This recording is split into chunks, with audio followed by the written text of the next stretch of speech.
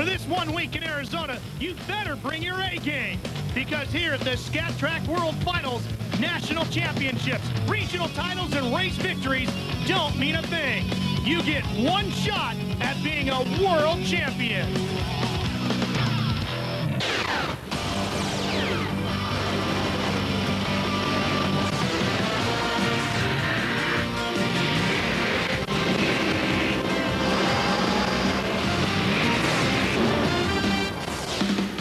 Lake Havasu City, Arizona, the West Coast wonderland of water, plays host for the 18th time to the Scat Track World Finals, the biggest and most important event in all of personal watercraft racing.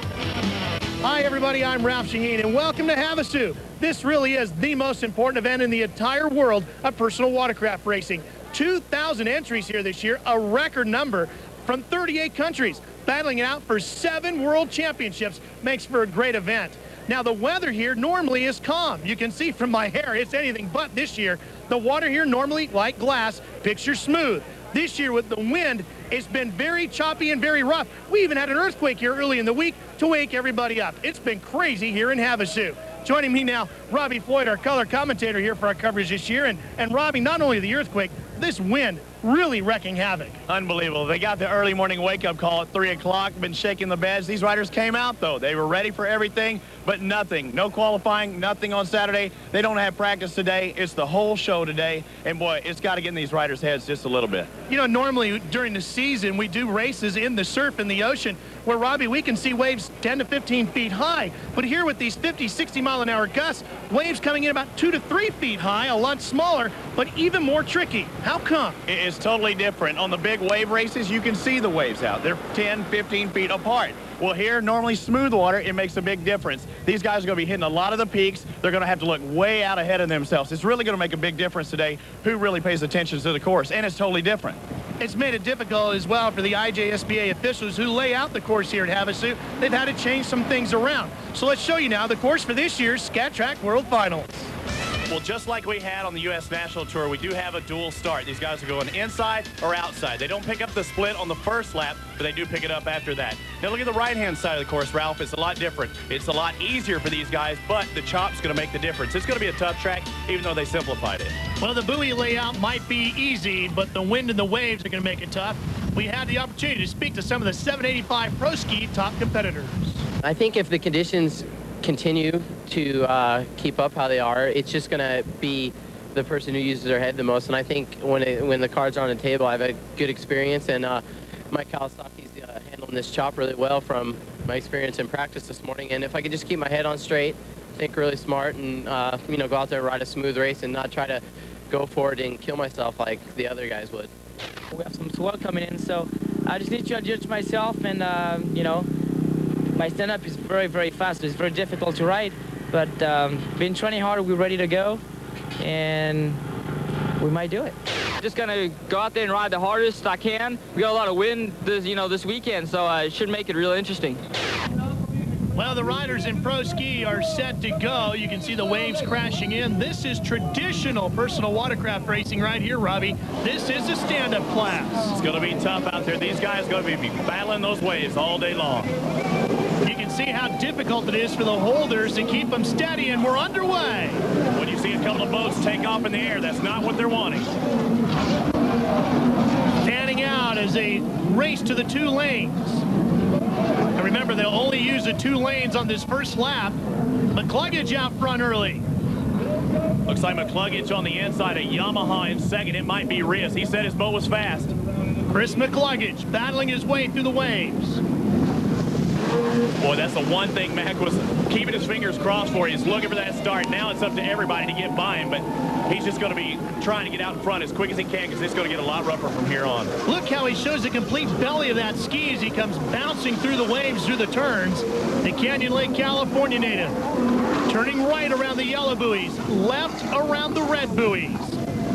Now remember, McCluggage rode practice a long time ago. He's thinking about this course as he's riding it right now. McCluggage out front, and Robbie, on a course like this, it's got to be a lot easier to be in the lead than to be chasing somebody, I would think. Isn't it like that in any kind of racing? If you're out in front, they've got to get by you. If you're in second spot, you're feeling pretty happy because you know you can do well with second moto, but These guys are playing a chasing game right now. Here comes the pack chasing him, but Robbie, it's got to be easier to set your own rhythm as opposing to have to push yourself to get into somebody else's rhythm to catch him. He's doing that, and look at Nicholas Rios. He's having to charge hard because he knows the one guy that's going to give him the competition is going to be McCluggage, and he's out in front, and Nicholas already bobbling. Nicholas Rios, the flying Frenchman, down on his knees and bounces back up, while McCluggage, meanwhile, is out. Whoa, almost out of the tray there. There's the athleticism of Chris McCluggage hanging on. Remember, this is rough water. We might be on a lake, but it looks nothing like a lake. Jason Windebank on the white boat, hanging on in the battle up front here at Lake Havasu.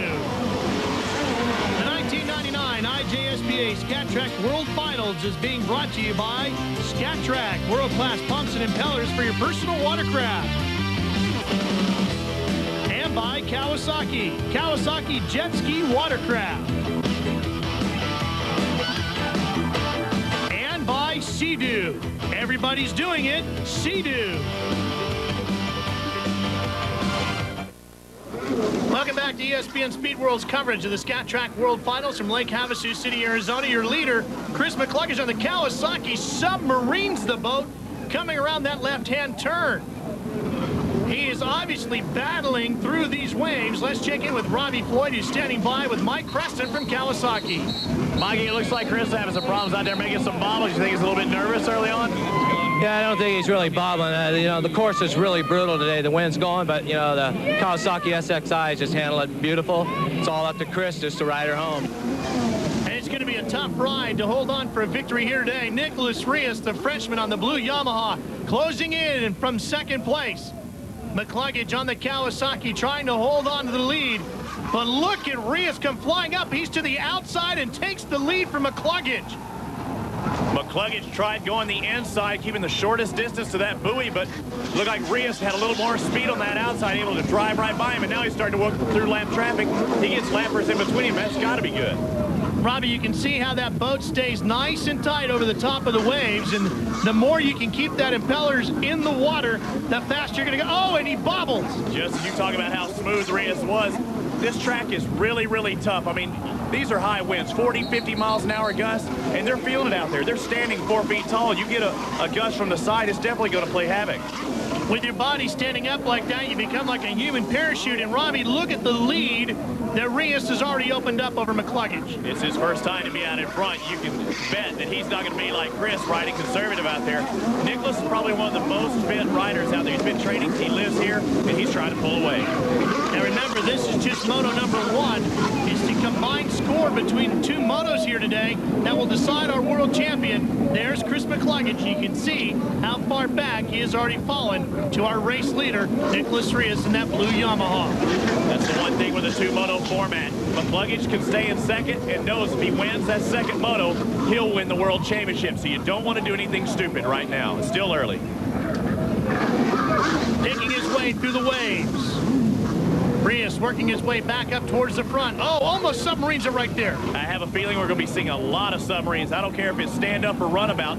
These guys are going to be leaning forward. They're used to trying to get hookup, trying to get that traction on the water. When they lean forward into those waves, that's going to make the nose submarine, and we're going to be seeing it a lot today because there are a lot of waves. Well, you can see McCluggage just started to get a run on him, and just about the time he did, he nosed in.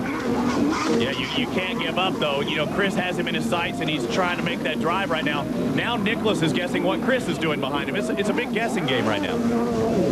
And lap traffic in front of them. There's McCluggage. You can see he's closed back in a little bit. It's going to come in spurts, isn't it? Yeah, there's another factor we talk about is lap riders, too. Some of these guys aren't used to really rough water on lakes like this. This is almost like an ocean race, but the chop's so tight. Look at the horsepower of the Yamaha, though, on that long back straightaway. Rios really seems to make up some ground and pull away again. Well, it's funny. He said his boat was fast, but it was kind of a handful. Nicholas Rios is definitely got a handful. Not only does he have a handful with the water, but he has a handful with the competition right behind him. Robbie Floyd is standing by with his tuner, Lee Manville. Robbie? Boy, can Nicholas hold on now? He had to charge way up to the pack. Yeah, he looked a little bit tight to start with, but he's got his rhythm, and he's riding the waves good. He's got to keep his head, and hopefully he can hold it on.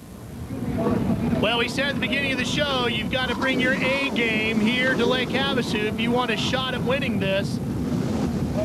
And Nicholas Rios is showing he has brought his right now in the early stages of the day. Of course, he's going to have to come back and do it again. And Robbie, I would think that physical stamina is going to come into play in that second moto here today as the white flag is out. One more lap to go here in moto number 1. I thought I saw a smile from underneath Nicholas's helmet. He saw that white flag. Right now he's saying, oh, come on, baby, just hold on one more lap. Remember, this guy came through the pack. He knows how to pass on this rough water. Doing a fine job. McCluggage just hanging on. McCluggage, don't forget, can come back, take second here, win the next moto, and win the World Championship. That's the beauty. It's consistency, just like the National Tour. Remember, McCluggage is the U.S. National Champion for next year. He'll have that #1 plate. It was all because of consistency. Rios won the last couple of rounds, but he was terrible at the start of the season. We'll find out a little later on in the program if Chris McCluggage can hang on to win the World Championship, but right now, it looks like the Moto 1 victory is going to go to Rios, but McCluggage trying to make one more run at him, but I think he's going to run out of time. He's going to go to a different lane, and Rios almost kind of looks like he's cruising in a little bit here. If he relaxes too much, McCluggage might get him. Moto 1 victory will go to Nicholas Rios as McCluggage bobbles on the final corner, and Nicholas Rios will take the win.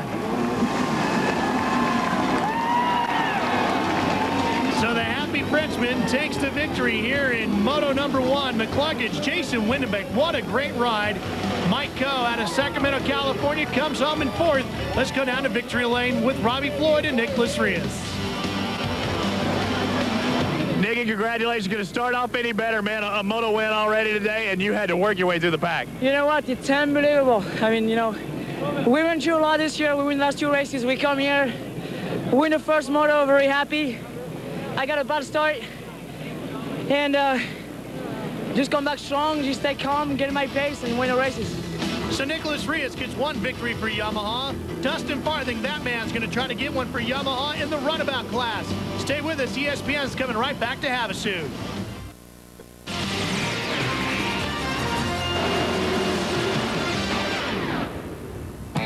Lake Havasu City, Arizona is a popular tourist attraction. You can come here and not only spend a lot of time on the water, but you can go over it. An original London Bridge, bought in 1968 for the city of Havasu for £1 million. Plenty of golf to be played around here, too. Robbie Floyd wishes he could play that well. The sit-down class, known as Runabout, is up next. Since the last time we saw these riders on the national tour, a lot of them have changed their equipment as they got ready for the World Finals. Can you really tell much difference between the U.S. hull and the Japanese hull? No, it might just be a little bit faster out of a turn, but other than that, I mean, it's only like 15 or 20 pounds difference. I mean, that's not enough to even really notice. From the Nationals that I won in the championship, we've got a few little updates. Everything's going a little faster, a little better, turn speeds a little higher. Kind of throw that away in the chop. It's just going to stay glued, and who can get the water at all the right times. Well, we talked about that A game. That means bringing your A equipment as well, and you can see most of the competitors have done that. But, Robbie, this was a big shocker here. Corrine Patcherell, one of the fastest females in the business, not making the main event here today. The Butchess Sea-Doo will not be in the Pro Runabout 785 main events. A reoccurring knee injury, and it really cost her out there. She got hurt in the heat race, and she's just not going to be able to make it. Well, fortunately, she'll have all winter to rehab that knee, and hopefully Corrine will see it back on the national tour, all healed up and ready to go. Okay, here we go with Pro Runabout, the sit-down class.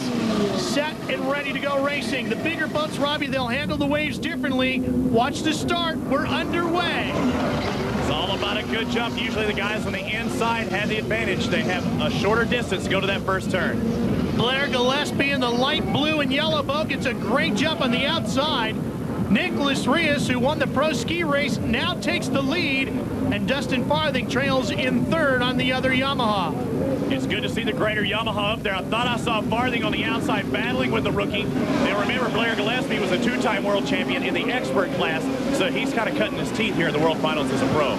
Boy, Nicholas Rios, you'd think he'd be tired from the Moto 1 race in pro ski, and there it is, Farthing up to 2nd now, right behind him. Boy, Farthing, you know he's going to charge as hard as anyone, and now he's got only another Yamaha to beat. Rios Racing Yamaha, that is, of Nicholas Rios out in front, and that guy, he's unstoppable today, it looks like so far. 2 motos, and he's out in front in both of them. The Flying Fish, Chris Machete up to 3rd.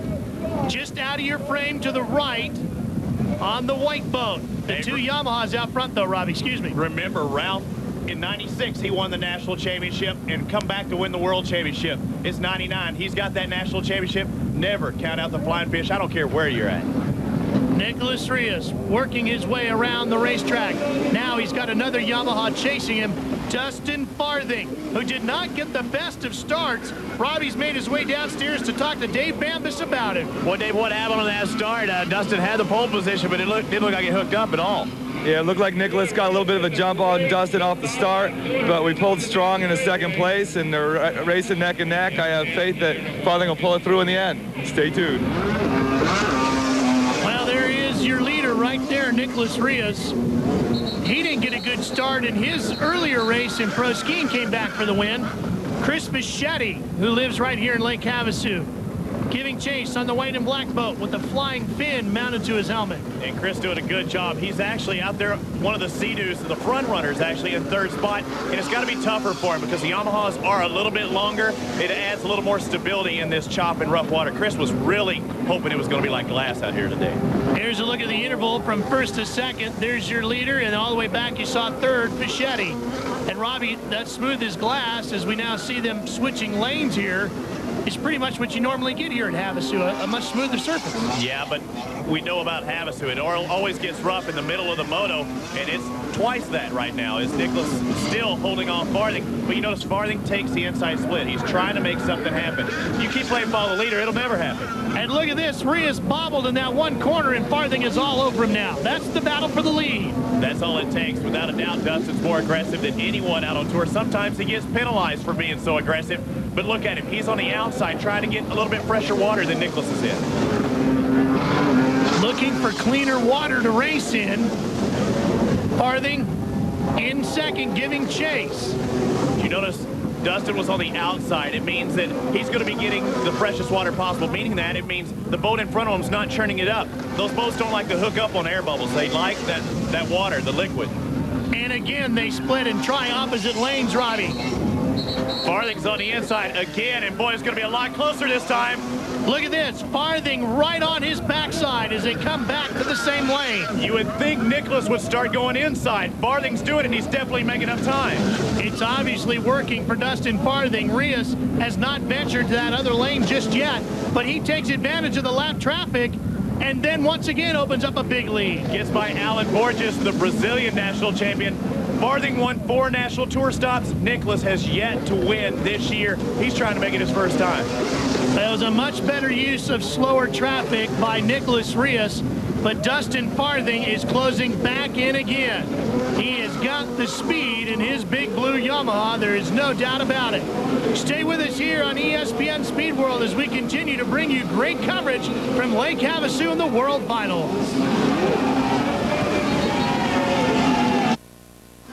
Welcome back to Lake Havasu City, Arizona. Ralph Shaheen along with Robbie Floyd as we bring you Speed World coverage of the Scat Track World Finals. There is your leader, Nicholas Rios, out front. He already has 1 moto win today in the stand-up class for pro ski. He's trying to make it 2 in a row here in his first win of the day in pro runabout. Boy, Robbie, he could be a double world champion today. Yeah, but I saw him do one of the cardinal sins. I saw him turn around and look at second place. Isn't that the rule? You never look to see who's in second place. If you're in front, you just ride your own race. Yeah, but if you know it's Dustin Farthing that's chasing you, this man here out of Stuart, Florida, you know he's on his way. Yeah, there's no doubt about it, Dustin. Lap traffic, he'll pretend like there are no other boats out there. He's the only guy out on the course. He is that aggressive. Remember, he's got that number 1 plate on. He won here at Havasu last year.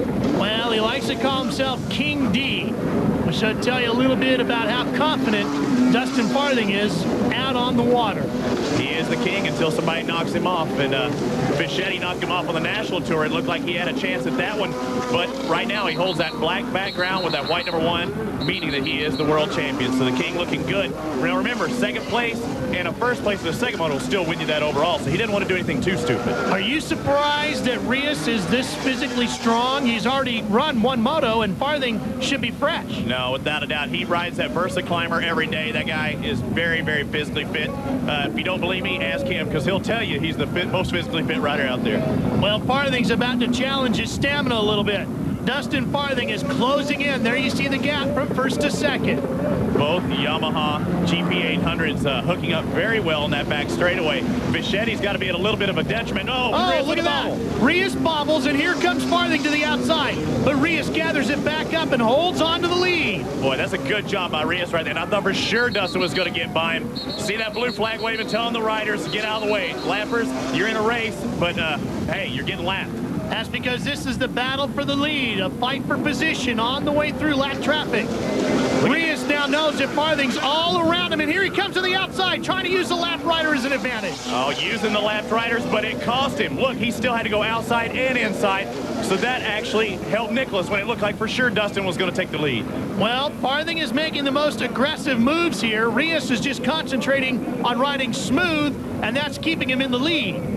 How tired do you think they are right now? Watch their body English out there, standing up the entire time, gripping with their legs, keeping that perfect attack position, elbows up. You know, when they start getting tired, they'll sit down a lot more, and neither of these guys are doing it. Well, the difference here for Rios as opposed to the pro ski race is in the pro ski, when he opened up the lead, he was able to stay there as the white flag comes out. Here, every time he opens up the lead, Farthing comes right back into challenge. And that's got to be playing mind games with him. Rios is trying to pull away, but it's just not happening. Farthing always closing in. That's got to get to your confidence a little bit. He looked again right there at that yellow buoy. He knows Farthing's coming. Oh, and look at this. Farthing to the inside. It's a drag race down the backstretch. Rios racing with help from R&D Racing. Reva Yamaha just behind him, and Farthing. Oh, Farthing's going to keep taking those insides. Well, I don't think this time in this race, Rios is going to have an equipment advantage. They seem to be pretty even boat-wise. Now it's going to come down to rider skill in these last few corners. Oh, lap rider cuts Rios off. And that opens the door for Farthing. He takes the lead on the outside. Just a couple of corners to go. Here comes Rios charging back. Oh, and he falls right on top of him. Nicholas Rios flies right onto the top of Dustin Farthing, who's not completely off the boat and into the water. How is he still walking after that? The last turn. He landed right on top of him. Nicholas Rios has crossed the line. He's headed back now to see if Farthing is okay. But Rios has actually crossed the finish line to take the victory. Chris Vichetti will come across the line to take second. Let's look at this again. It looks like Farthing out in front and Rios. Oh my God, look at the impact. I don't know how Dustin is walking away from that one right there. Rios just, it looked like it was all or nothing.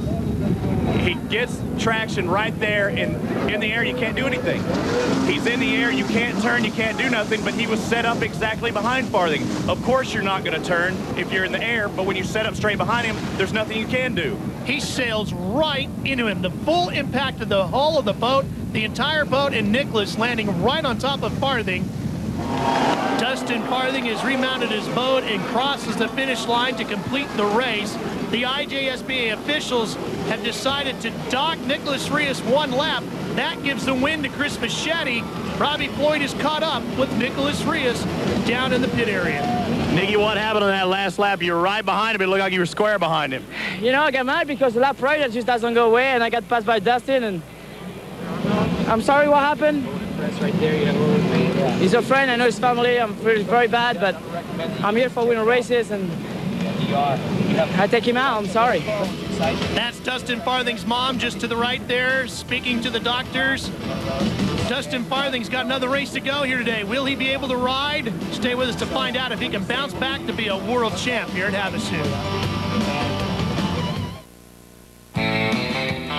Havasu is just about 2 hours outside of Las Vegas, about 4 hours outside of Phoenix, and within a couple hours drive of Southern California. So it's a very popular vacation spot for boating and fishing and playing with all sorts. Oh, that's a pretty good sized fish right there. We didn't even stage it. Wakeboarding, of course, very popular around here as well. But here this week, it's all about personal watercraft. And one of the hot things to do is freestyle. And once again, we crowned another world champion as we take a musical look back at the freestyle competition.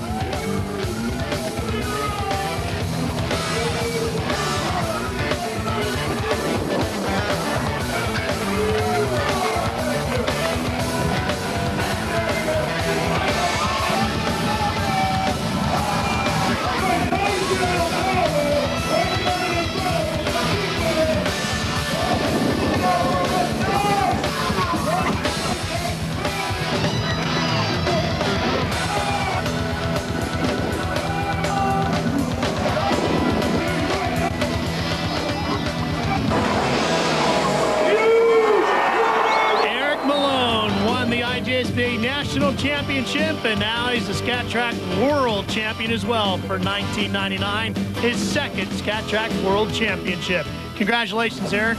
It was a spectacular performance. Hey, the guys at Sea-Doo like to spend money and toss it around freely, so they threw together a little race on Saturday night. It's called the Sea-Doo Dream 2000. It turned out to be a great opportunity to watch these guys go for some extra cash. It's a winner-take-all 15-lap IROC race on stock Sea-Doo XPs for $20,000 cash, $20,000 in aftermarket parts, and 2 brand new year 2000 XPs. Nobody loved the fact that Sea-Doo got together to do this more than Mike Klippenstein, who took home all the big toys from Sea-Doo. For a 15-lap race, there's no other race in the world that paid this kind of money. Mike, how's this going to help your racing program next year in the year 2000?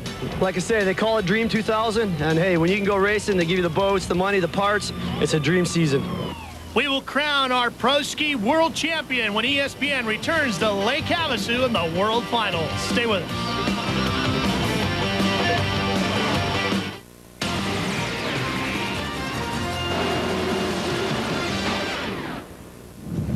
ESPN Speed World bringing you coverage of the Scat Track World Finals from Lake Havasu City, Arizona. Ralph Shaheen along with Robbie Floyd as we're set to crown the world champion in Pro Ski.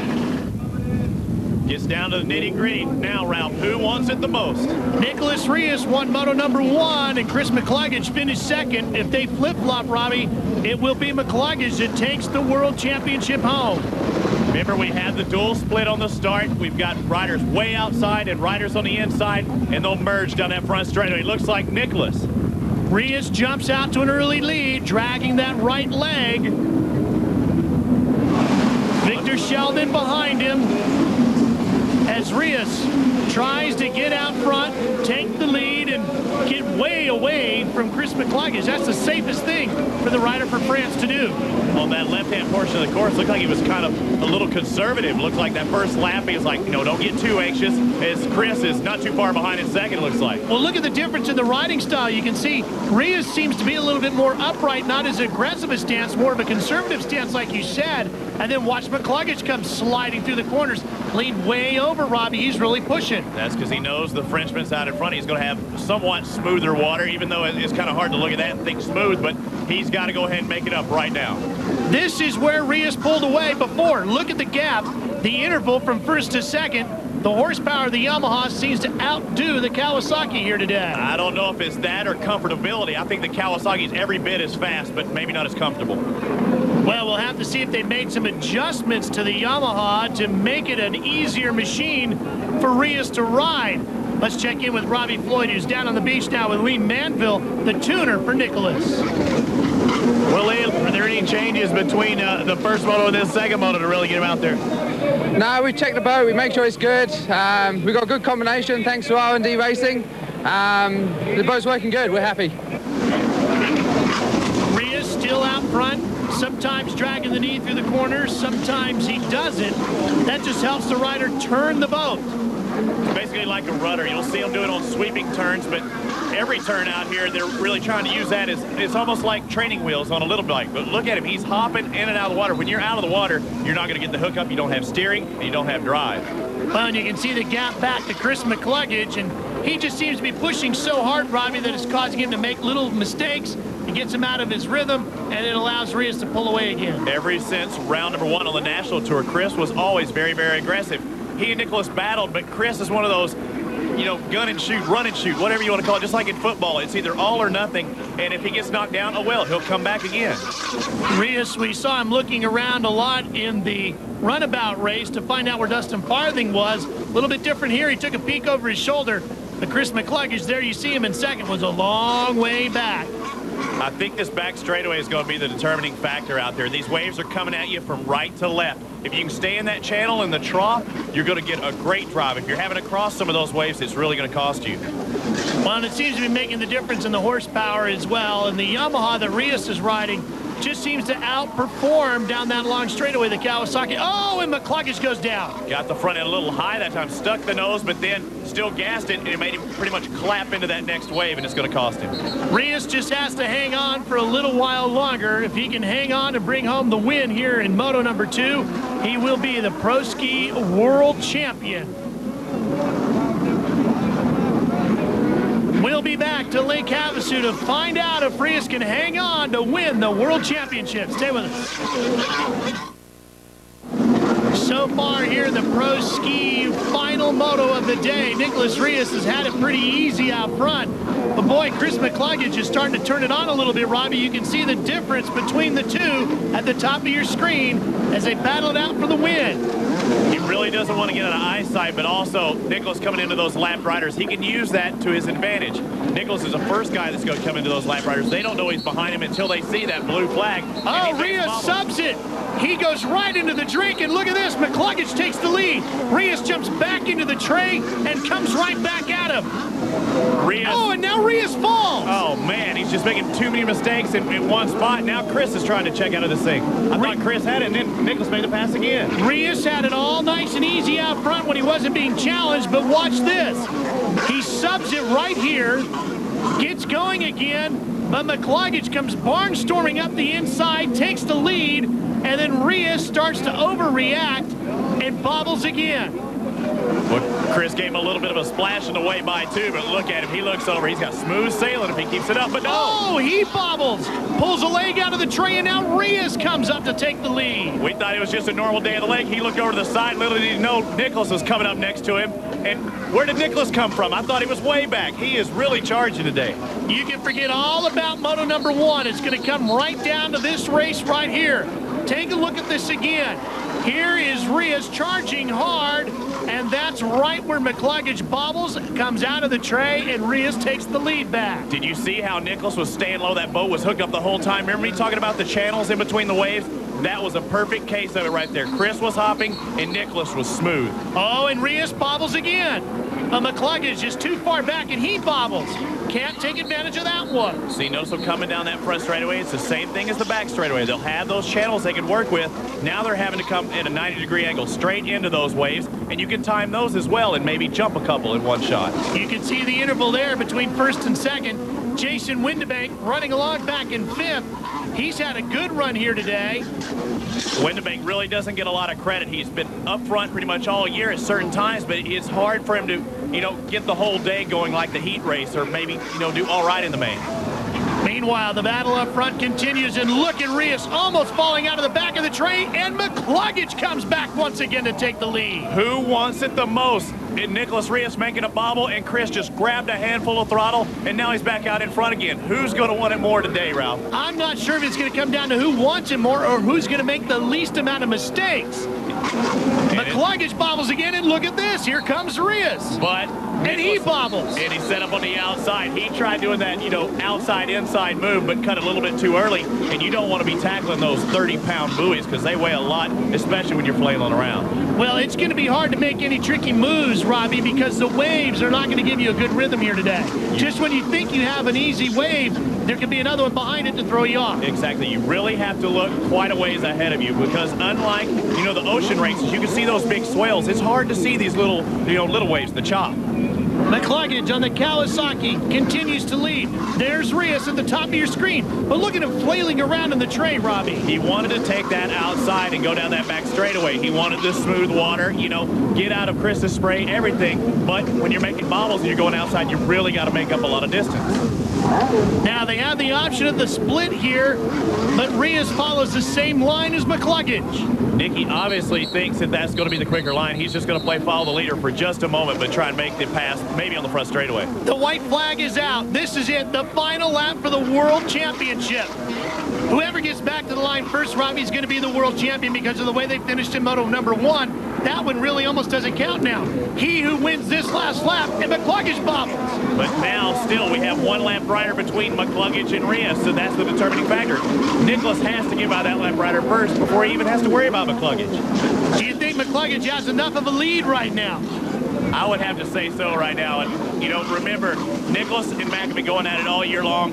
Mac really, really wants it. One of the things driving McCluggage right now is the fact that he lost a world championship here last year on the last lap. He doesn't want to do that again. Now, Robbie, they have the opportunity here to choose lanes again.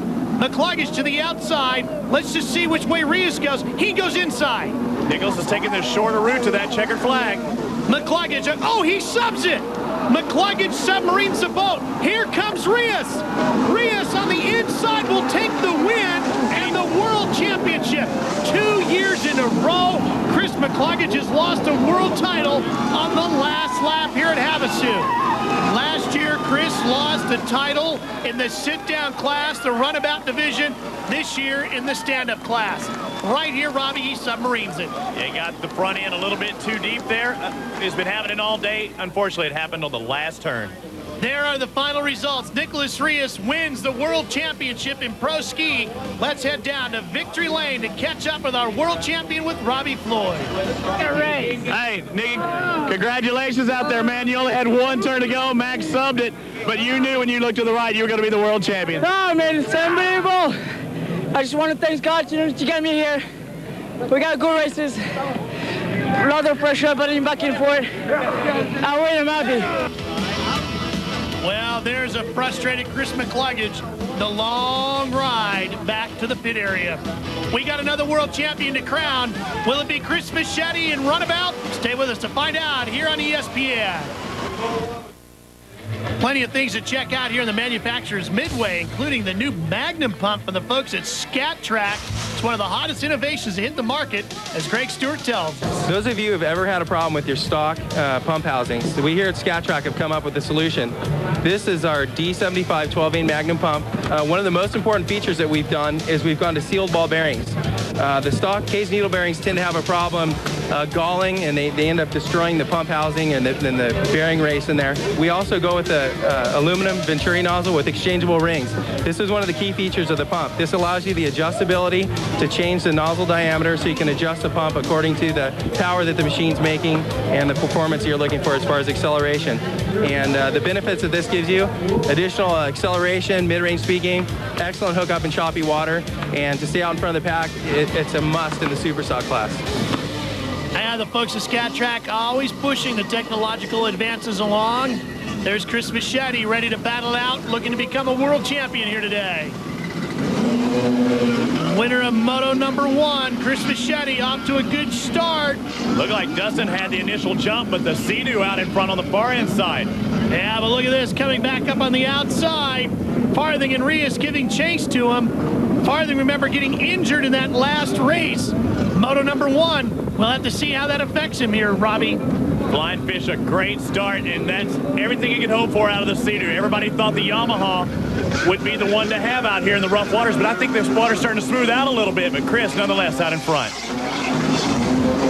The shorter length of the boat here on the Sea-Doo, we thought, Robbie, earlier today that might make a difference and be a disadvantage for him, but if he's out front, that might help equalize that a little bit. Yeah, especially now the water's as smooth as it's going to get it, and I'm really not seeing that many white caps out there compared to earlier, so maybe it is working into Fischetti's favor. Fischetti out front, pulling away down the long backstretch. There's a battle for second. Here comes Farthing to the inside. He'll take the spot away from Rios. So Farthing moves up to second place. Well, how much room did Rios give him that time? I think he's a little bit gun shy right now, but nonetheless, Dustin's going to take advantage of it, and this is going to be a battle. Who wants it more? Again, just like in the ski division. Rios in third place, misses a buoy, has to circle back. That's going to slow him down even more. So Rios already has one world championship. Robbie struggling a little bit here. Watch as he misses a buoy. Well, he was just trying to cut the buoy so tight, and I couldn't even hardly tell if he missed it. But he thought he did, so he went back and picked it up. But nonetheless, Rios is going to have a lot of room to make up. Well, with Rios losing that much ground, and now becomes a two-rider battle for the World Championship. Your leader there to the left of your screen on the Sea-Doo, Chris Fischetti, and right behind him, here comes Dustin Farthing, injured in Moto #1. ends up taking second place. Fischetti gets the win. Whoever wins this one, Robbie, just like in Pro Ski, whoever wins Moto 2 will be the world champion. Yep, that's exactly right, Ralph. And remember, this guy, the last time we saw him, we thought he was cut in half. But look at him on the inside. Farthing comes up the inside to take the lead away from Chris Fischetti. But Fischetti, not giving up, comes right back at him. They'll split the slower rider. Fischetti outside. But boy, Farthing's looking pretty good. Let's check in with Robbie Floyd, who's on the beach, standing by with Farthing's tuner. Steve, you're the new race team manager for Rio. Not a bad way to start it off. Your boy's out in front. Yeah, but my boy's hurt, you know, and I don't like to see my boy get hurt. Did you do any changes between the first moto and the second moto? Yes, we did. We put the boat back together. They had to make some plates and plate the hull back together. So Dustin's a professional. It was his decision to go ride, and, you know, he's my new hero. Steve taking over the team management duties earlier this year. Dustin trying to win him a world championship. The official release about Dustin's injuries was bruises and contusions. So, Robbie, he was very fortunate that the injuries were no broken bones, nothing that serious. Yeah, you couldn't ask for much more for Dustin. You know, he got landed on at about 30 miles an hour. You get out with a few scrapes and bumps, you got to be happy, especially when you're out in front right now. Takes a quick look over his left shoulder, and there's a big gap now between him and Chris Fischetti. Rios all the way back to third, Gillespie and the rest chasing. But it's Farthing right now who has this world championship right in front of him. There you can see the interval back to the 2. There's Fischetti trying to close in on the Sea-Doo, while the Yamaha-mounted Dustin Farthing, King D, out front. Boy, what a story it would be if after that crash earlier today, as horrific as it looked, Dustin Farthing can hold on for the world championship. Stay with us here on ESPN to see if he can pull it off.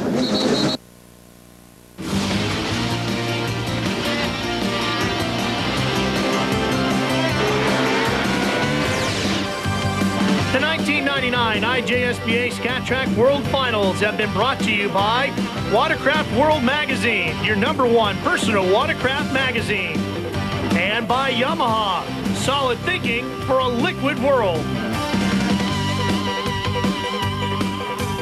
And by Polaris Personal Watercraft, ride the best.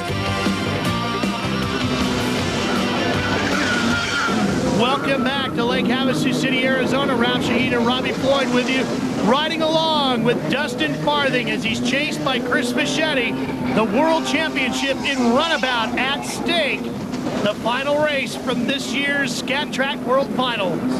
Well, Dustin trying to keep that #1 plate. Fischetti, you know, he's a veteran. He's been around this sport a long time. It seemed like Dustin was in diapers back when Chris was starting to ride, but you know, Chris knows how to work around the lap traffic, and he's going to try and use that to his advantage right now. There you see the interval. Fischetti on the outside, giving chase on the white Sea-Doo. What? Cuts back inside. Farthing on the blue Yamaha just in front of him. Farthing being very smooth. You know, it's that erratic, trying to cut the buoys maybe a little bit too tight. Miss a buoy, you got to come back and pick it up. That's going to make the difference. But look at Dustin. He's charging hard, but he's making really smooth turns and very little mistakes. Takes a quick look over his shoulder, the national champion, Dustin Farthing. But winning a national title and the world championship, two different deals. Yeah, national championship, it takes consistency. Fischetti, remember, we had an 8-round national tour. Fischetti didn't win 1 round. Farthing won 4, but it got him the #2 plate in the national tour. But makes no difference. If Farthing wins right now, he's going to keep that #1 plate because that black background means the world championship. 1 race, 1 world championship at stake. If the flying fish can get him. Fischetti chasing him down. More lap traffic in front of him. You can see the late afternoon sun coming into play too. These riders bounce through the surf. That might be a factor. Look at it on the left side as the white flag comes out. That sun is going to be a factor on that back straightaway. They're heading straight into it. You might not see the waves in front of you, and that could cause you to bobble, knock you out of the boat, and give the world championship to somebody else. These guys are going to be a lot more cautious when they can't see what's in front of them. With only a half a lap remaining, Farthing's going to try and be smooth. He saw what happened to McCluggage, so I'll be kind of surprised if he goes to the outside, but who knows? A lot of these guys really think that outside split has been quicker today. Half a lap to to go to the end of the back straightaway. Dustin Farthing has got to work a few more turns. Now we saw Rios take the inside lane to win the Pro Ski World Championship. And Farthing takes the outside split, but he looks back and he knows he's not going to sub that big GP800. World Championship at the line for Dustin Farthing, King D, who gets crashed out of moto number 1, has Nicholas Rios land on his back, hangs in to win moto number 2, and takes the World Championship in runabout. On the launch pad there, his holder, Troy Snyder, congratulating him. Tim Judge, everybody down there happy for the King. Here's a look at the overall results from Pro Runabout. Fischetti will finish second. Rios comes home in 4th. Mike Lippenstein comes back in 5th position on his Sea-Doo. Let's head down to Victory Lane where Robbie Floyd is standing by with another Scat Track World Champion. Robbie? Dustin Farthing, you are the King. You can't beat 2-1 moto scores. Boy, you got to be happy.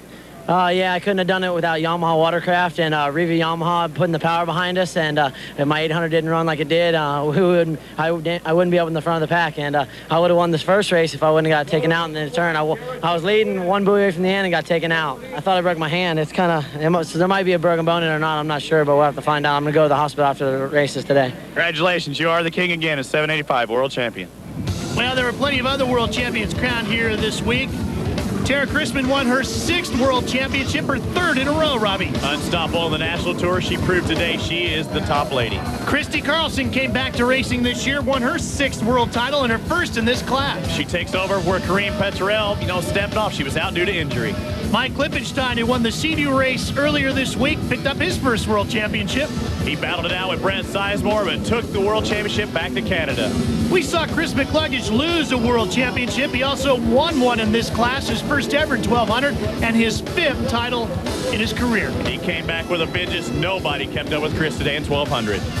Earlier this year, Chris McCluggage wrapped up the McGraw Insurance Cup, but he had to wait for Havasu to pick up the $5,000 check. The key to winning it was just be really consistent throughout the whole 99 season of the IJSBA Tour. And, I was, so paid off. I got the $5,000, the cup, and, maybe I'll go to Vegas. Well, the 1999 Scat Track World Finals are completed. For Robbie Floyd, I'm Ralph Shaheen. So long for Havasu. This has been a presentation of ESPN, the worldwide leader in sports. For more, log on to ESPN.com, part of the Go Network. Go.com.